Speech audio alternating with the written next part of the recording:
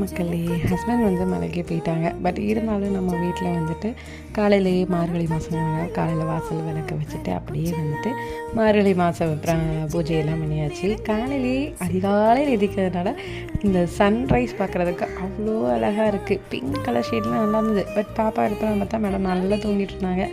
அவள் எழுந்திரிச்சு வர்றதுக்குள்ளே இது ஃபுல்லுமே போயிடுச்சு. ஸோ காலையில் எழுந்திரிச்ச உடனே எங்களோட ஃபஸ்ட்டு ப்ரையாரிட்டி டியூட்டி என்னென்னு பார்த்தீங்கன்னா இவங்களுக்கு போய் தண்ணி ஊற்றுறது தான். ஸோ காலையில் எழுந்திரிச்சு பாப்பா நல்லா குளித்து முடிச்சுட்டு வேகமாக இறங்கியாச்சு. ஒரு 8:30க்கு இதை நாங்கள் எடுத்தோம்னு சொன்னால் நம்ப முடியல. அவ்வளோ வெயில். மேடம் ரொம்ப நாளாக காத்துட்டு இருந்த தக்காளி ஒரு வழியாக பழுத்துருச்சு. பழுத்த தக்காளியை அவள் கையெல்லாம் இருக்கும் போதே கட் பண்ணணுங்கிறதுக்காக தான் அதை அப்படியே வெயிட் பண்ணியிருந்தேன். அவளை வந்ததுக்கப்புறம் அவள் கையில் வச்சு கட் பண்ணி கொடுத்தோன்னே மேடம் முதல்ல அவ்வளோ சந்தோஷம். இப்போ அவளுமே செடி வளர்க்குறதுல அவ்வளோ இன்ட்ரெஸ்ட் வந்துட்டா. பட் என்ன செய்கிறது, அந்த தக்காளி செடியை நான் எடுத்து போட்டுட்டேன். ஏன்னா கொஞ்சம் இலைச்சுருட்டெல்லாம் ரொம்ப வந்துருச்சு. இதுக்கு மேலே இது கூட போராட முடியாதுன்னு சொல்லிட்டு